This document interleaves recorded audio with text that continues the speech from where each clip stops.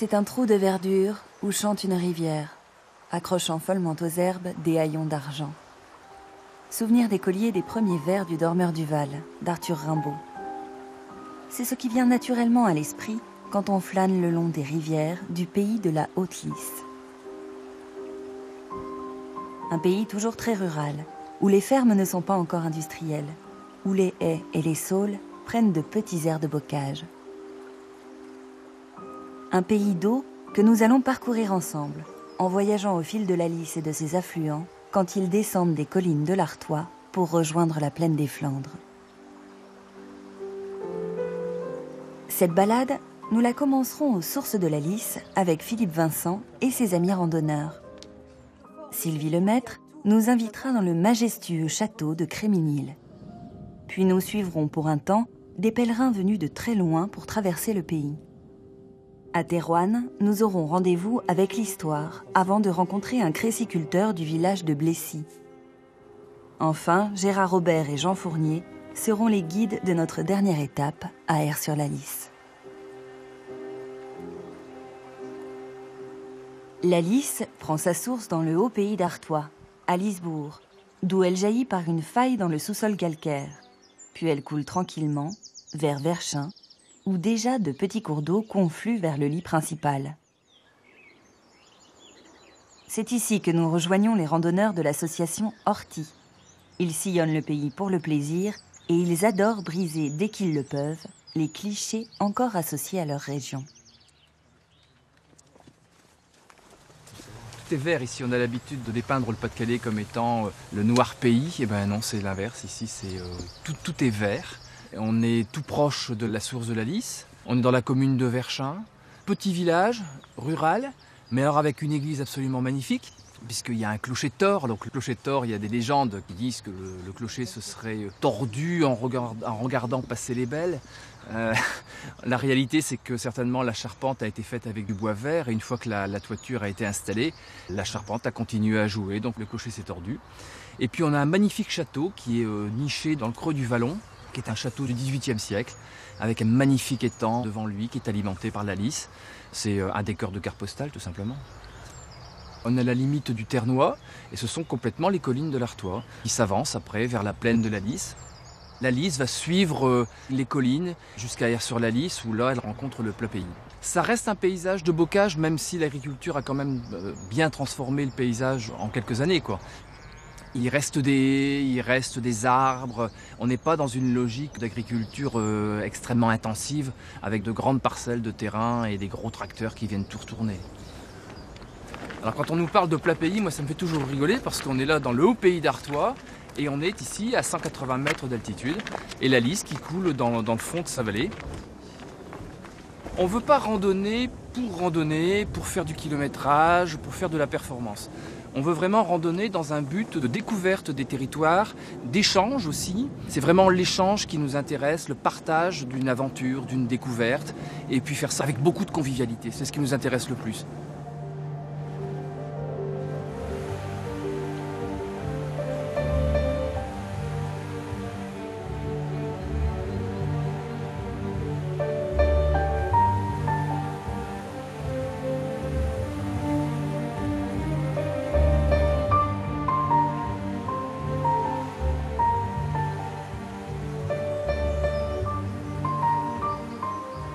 La Laquette est un joli petit affluent de la Lys. Son eau vive passe par Étré-Blanche et Liètre. Deux petits villages au patrimoine remarquable, puisqu'ils ont chacun leur château du XVe siècle. À Liètre, la forteresse médiévale, inaccessible, est cachée derrière de grands arbres. Mais à Étré-Blanche, Sylvie Lemaître nous accueille devant le château de Créminil, un conte merveilleux, flottant au milieu de ses douves. Vous arrivez au château de Créminil à Étré-Blanche, j'allais dire c'est un manoir de craie, comme disait son nom ancien, puisque c'était le manoir de Cras-Ménil. Petite forteresse qui nous vient du fond des âges, puisque c'est une forteresse, une mini-forteresse qui a 6 siècles. Alors ce petit château fort, mais j'allais dire qu'il y a tout d'un grand château fort par son système défensif, propose d'abord 2 ceintures de douves que l'on franchissait avec un premier pont-levis et un second pont-levis que vous voyez ici, Alors par rapport au système défensif, vous avez donc ce système d'accueil et vous avez aussi tout le système de meurtrière, à savoir donc des archères où on tire à l'arc. Vous avez sur une échauguette là-bas une meurtrière en croix qui est une arbalétrière qui permettait de tirer à l'arbalète. Vous avez sur votre gauche ici une meurtrière avec un rond. Donc c'était pour une canonnière. Alors je ne parle pas du canon, mais je parle de la coulevrine à l'époque. Et plus loin, vous avez donc une meurtrière à pelle ou à étrier qui permettait un tir oblique dans les douves. Vous voyez, par rapport à sa petite taille, je vais dire, il n'était pas prévu pour arrêter un siège. Ce qui permettait de défendre la région, c'était la multiplication de bâtiments armés de ce type-là, qui faisaient une frontière, tout simplement, une frontière qui permettait d'arrêter les assaillants. À savoir qu'à la Révolution française, celui qui était ici à 250 mètres a été abattu, a été rasé, et celui qui est à 500 mètres à vol d'oiseau existe toujours, puisqu'il s'agit du château de Liètre. C'est vrai qu'au premier abord, ce château présente une forme circulaire, mais en réalité, si on regarde de plus près, c'est un dodécagone, c'est-à-dire un polygone à 12 côtés, dont chaque angle est renforcé par une tour ou une échauguette ou un contrefort. L'échauguette, c'est une tour en saillie qui permettait... Donc ça fait partie du système défensif d'un château comme celui-ci, hein, de tous les châteaux forts d'ailleurs. C'est la tour en saillie qui permet d'observer et d'avoir un angle de vision beaucoup plus important pour voir qui arrive. Et alors, on dit en ancien français, échauguette, c'est guetter au chaud. Là, on arrive au contraste des styles. La partie médiévale s'est effacée au profit d'une partie qui a évolué au fin 17e, début 18e. Le mur d'enceinte a été rasé sur cette partie sud et les façades ont été ramenées à l'équerre, construites en alternance de craie et de briques, comme on faisait beaucoup à ce moment-là, c'est-à-dire le rouge-barre, ce qui donne aujourd'hui un charme indescriptible à cette bâtisse.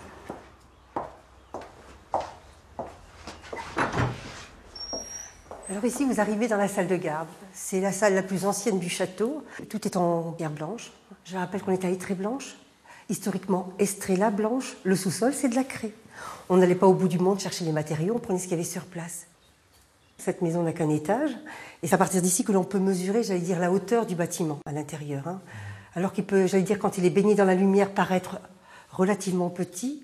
Ce château, j'allais dire, prend sa pleine dimension quand on voit ici la succession du rez-de-chaussée et de l'étage. Alors là, vous rentrez dans la partie qui a été aménagée comme pièce de vie. On est dans une salle à manger, ovale, de style directoire. Alors vous pouvez constater aujourd'hui que ce sont des pièces relativement petites, où j'allais dire la vie familiale est tout à fait possible. C'est un endroit qui suscite de la passion, qui a un charme fou, qui nous fait rentrer dans l'histoire. C'est l'engagement d'une vie. À quelques kilomètres des Tréblanches, Anquin-les-Mines et son joli moulin espagnol transformé en demeure privée. Philippe Vincent et ses amis sont à vélo cette fois. La vallée est particulièrement bien adaptée à ce sport. La circulation automobile est réduite et les petites routes de campagne sont nombreuses. Mais il y a quand même quelques obstacles, comme ce passage à gué de la Laquette.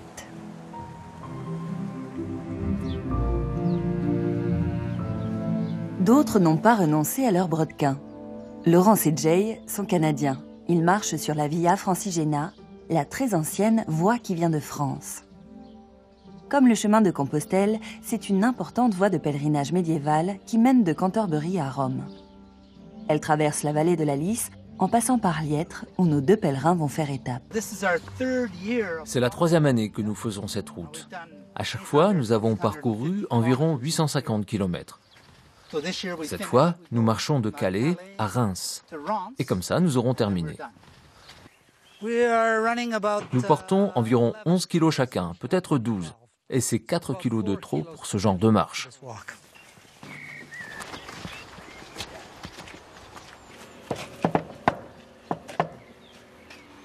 Bonjour. Bonjour. Comment allez-vous? Isabelle Marcotte a l'habitude d'héberger les marcheurs de la Via Francigena qui passent par son village. Parmi eux, beaucoup d'étrangers. Alors la communication n'est pas toujours facile. Vous parlez français? Non, je ne parle pas français. Laurence et Jay vont se reposer un peu avant de partager un repas avec les autres pensionnaires du gîte. Ce soir, ils vont tenir le haut de la table parce qu'ils viennent de bien loin et que l'on a très envie de comprendre ce qui les a poussés à quitter Victoria dans l'extrême ouest du Canada pour entreprendre cette longue marche en Europe. Laurence est catholique, mais Jay ne l'est pas. De toute façon, leur cheminement n'est pas une histoire de foi, mais de curiosité et de découverte. Nous voulions comprendre l'importance historique de cette région. Les guerres, l'évolution des frontières entre les différents pays, et à quel point c'était sensible ici. La Première Guerre mondiale, la Deuxième, toutes ces guerres. Au Canada, nous n'avons pas cette histoire. C'est simplement incroyable. Au Canada, 400 ans, c'est toute notre histoire. En Europe, 400 ans, c'est hier. Laurence et Jay ne sont pas des retraités comme les autres. Ils sont en pleine forme, ils ont choisi de vendre tous leurs biens pour marcher à la découverte du monde et à la poursuite d'un bonheur paisible. Le lendemain matin, Isabelle aide ses pensionnaires à retrouver leur chemin. Au passage, elle en profite pour raconter l'histoire de son village. Et son anecdote préférée concerne un jeu cher aux Anglais dont on dit qu'il aurait été inventé ici. Nous serions à l'origine du jeu de cricket anglais. Okay. La première partie de cricket aurait été jouée ici à Liètre en 1478. Dans l'enceinte du parc du château. Bye. Au revoir. Good road. Thank you very much. Embrassade, quelques photos souvenirs, et voilà nos pèlerins repartis sur la route de Rome.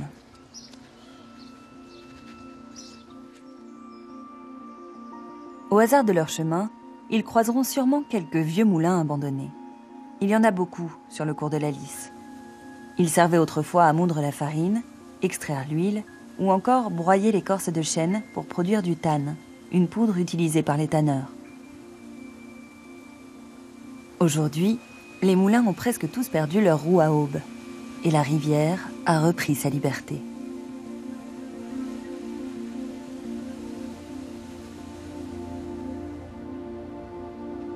Sur le cours de la Lys, Thérouanne a été une cité très importante de l'Antiquité jusqu'au Moyen-Âge. Mais de ce passé glorieux, il ne reste plus grand-chose, puisqu'au XVIe siècle, Charles Quint a fait raser intégralement la ville. Sur le site archéologique, on devine à peine l'emplacement de l'ancienne cathédrale. Des fouilles récentes ont permis de révéler l'importance du site, mais pour que les ruines se conservent, faute de budget, il a fallu les remettre sous leur gangue de terre. Pourtant, dans le hameau de Niel, il reste quand même une très jolie petite chapelle qui a résisté aux foudres de l'empereur espagnol. C'est là que nous emmène Monsieur Chevalier, le maire de Thérouanne.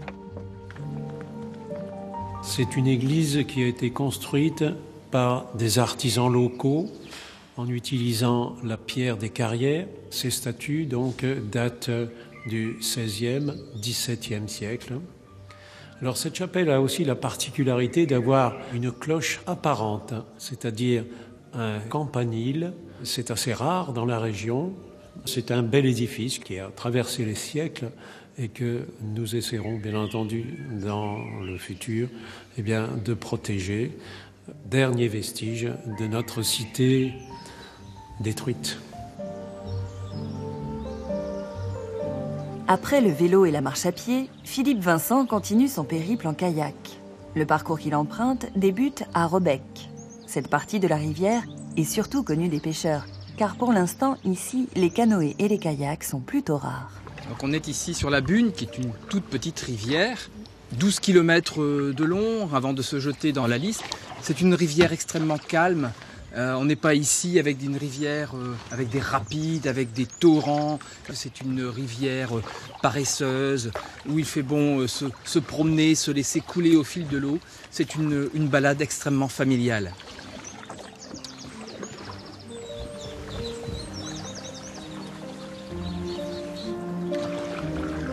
Moi, je suis plutôt un amoureux du canoë-kayak au sens large et je suis toujours très frustré dans cette région du Nord-Pas-de-Calais de ne pas trouver suffisamment de parcours aménagés.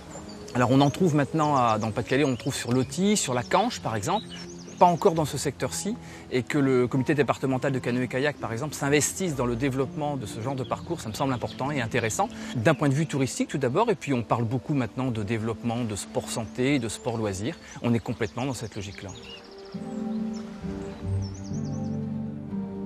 Blessy est un petit village sur le cours de la Laquette.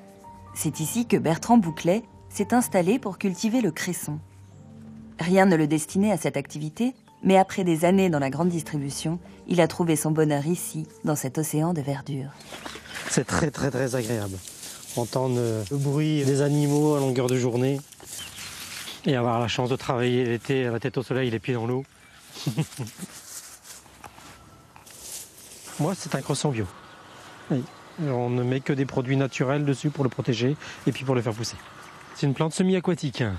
Donc grâce à ses racines, elle va se nourrir exclusivement dans l'eau.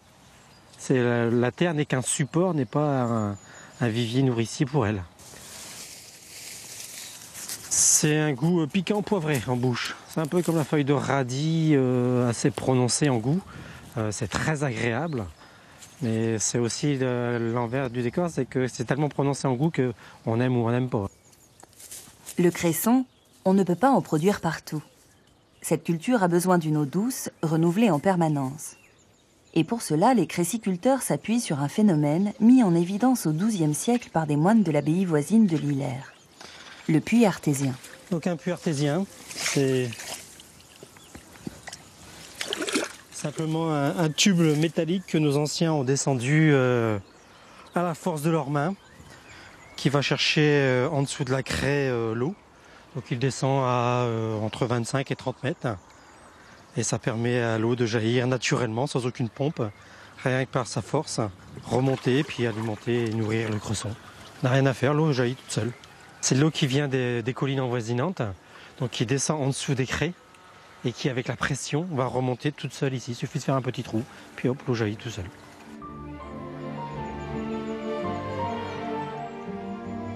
De Blessy à Aire-sur-la-Lys, il n'y a que quelques kilomètres. Ce sont les derniers instants de liberté pour les rivières de la Haute-Lys. Plus loin, le fleuve est canalisé jusqu'à l'Escaut. Aire-sur-la-Lys est depuis toujours une ville de transition entre la Flandre et l'Artois, et cette position stratégique a permis son essor. Le plus beau bâtiment de la ville se trouve sur un angle de la Grand Place. Orné de magnifiques sculptures taillées dans la pierre calcaire, le bailliage est le symbole du passé glorieux de la cité. C'est un chef-d'œuvre de la Renaissance flamande, élevé en 1600, alors qu'Aire-sur-la-Lys était sous domination espagnole. Pour Jean Fournier et Gérard Robert, historiens locaux, le bailliage n'a aucun secret. De 1721 à la Révolution française, la salle haute du bâtiment a servi de siège au grand bailli de la ville d'Aire. Mais lorsqu'il a été construit en 1600, qu'est-ce que c'était ? Eh bien, c'était un corps de garde. À l'époque, c'était l'équivalent d'une police municipale. Et c'était les habitants de la ville eux-mêmes qui assuraient la sécurité de la ville. À l'époque, la ville est commerçante, prospère et surtout catholique. On demande donc à l'architecte de souligner sur la façade les 3 grandes valeurs de la religion catholique. La foi, la charité et l'espérance. Histoire de contrecarrer les idées protestantes qui germent dans la Flandre toute proche. Pourtant, il s'agit bien d'un bâtiment à vocation militaire. Dans la frise médiane, c'est un catalogue des armes de l'époque. Et, chose curieuse, pour clore la frise médiane, à chaque extrémité, vous avez une coquille Saint-Jacques. Parce que les maires de l'époque, les commanditaires du bâtiment, étaient tous les 3 membres de la confrérie de Saint-Jacques. Ils n'avaient pas forcément fait le voyage en entier. Hein. Ils avaient peut-être payé quelqu'un pour le faire. Mais quand on avait fait le pèlerinage à Saint-Jacques-de-Compostelle, on ramenait sur les plages de Galice les fameuses coquilles, c'est là l'origine vient de là, et la tradition voulait que l'on appose une coquille Saint-Jacques sur sa maison principale, ou sur son écurie, ou sur les bâtiments de sa ferme, pour les mettre sous la protection du saint.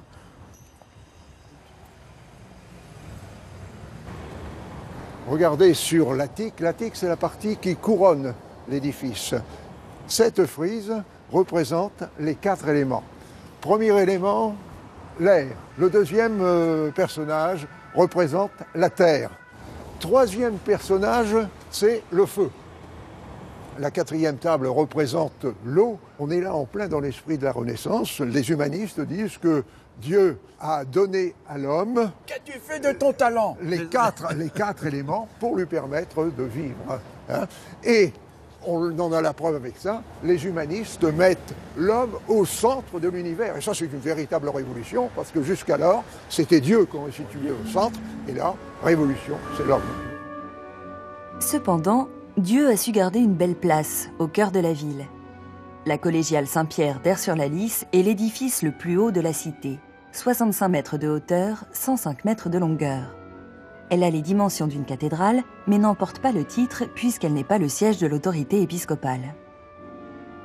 À cet emplacement, il y a d'abord eu une église romane construite au XIe siècle. Elle a été détruite et remplacée au XVe par une nouvelle église de style gothique brabançon plutôt sobre, allée en briques et pierre calcaire. Le spécialiste de la collégiale, c'est Monsieur Ferlin. Professeur d'histoire à la retraite, il connaît parfaitement l'histoire de ce bâtiment qui n'a pas été épargné par les nombreux sièges et les multiples batailles autour d'Aire-sur-la-Lys. C'est une histoire de destruction et de reconstruction. Et la reconstruction la plus longue, se fera jusqu'en 1786. En fait, nous en sommes au règne de Louis XVI et nous sommes encore en train de terminer cette reconstruction. Elle a une originalité du fait de ces reconstructions, parce que vous avez la cohabitation du gothique et du classique et même du baroque, des décorations baroques.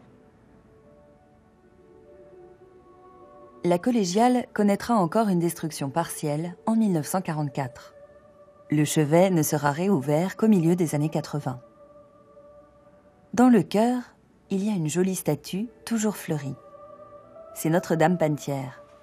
Cette vierge aurait permis de faire entrer du blé dans la cité au cours d'un des nombreux sièges qu'elle eut à subir. Notre-Dame qui donne le pain. Cette vierge a fait l'objet d'un culte au fil des siècles. Et alors le drame, c'est quand cette statue a littéralement explosé en 1944. Il y a eu un mouvement de piété populaire absolument extraordinaire pour faire le puzzle de cette statue, reconstituer cette statue. Et elle est rentrée solennellement dans la collégiale en 1954. Cet édifice a vécu des tourments incroyables. La folie des hommes. Et la Vierge est toujours là. Pour chanter les louanges de Notre-Dame Panetière, les Airois ont la chance de posséder ce magnifique orgue baroque, datant de 1633. C'est le curé constitutionnel Courtois qui, à la Révolution, a eu la bonne idée de racheter l'instrument à l'abbaye de Clermarais.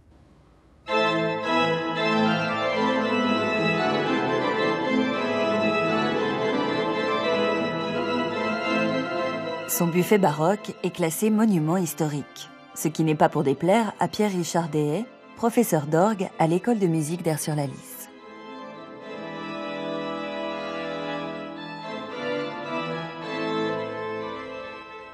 Aujourd'hui, donc, nous avons devant nous un vrai prodige de sculpture avec tous ces rinceaux où on voit des différents légumes, différents fruits, différents végétaux, avec tous ces masques feuillus. Et malgré la surabondance de toutes ces sculptures, je trouve que ça ne nuit pas du tout à la légèreté de l'instrument. On a vraiment l'impression, quand on le regarde avec du recul, d'une colombe qui s'élève, et ça joue vraiment le côté qu'il devait jouer, donc iconographiquement, lever les yeux vers le ciel, pour montrer qu'il y avait un au-delà et que le plus grand était au-dessus de nous.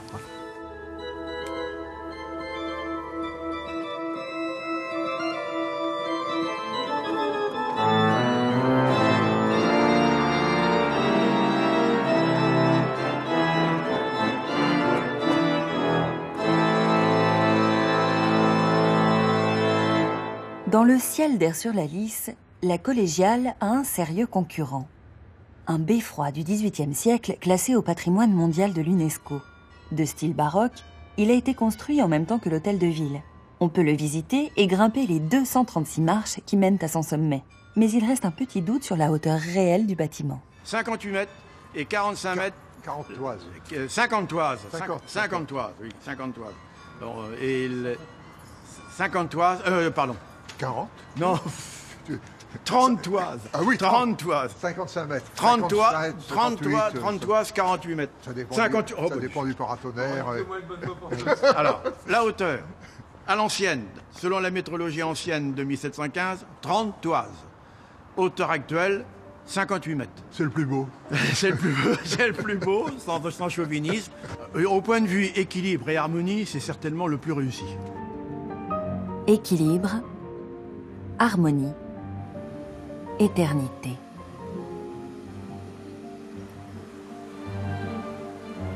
Le trou de verdure de Rimbaud, accrochant follement aux herbes des haillons d'argent, et toujours un petit Val qui mousse de rayons. Il n'y a heureusement plus de tristes dormeurs au trou sur le côté. Ici ne reste que la paix. Et les seules taches rouges que l'on peut y voir, ce sont les fleurs du printemps, ou bien encore le soleil qui se couche.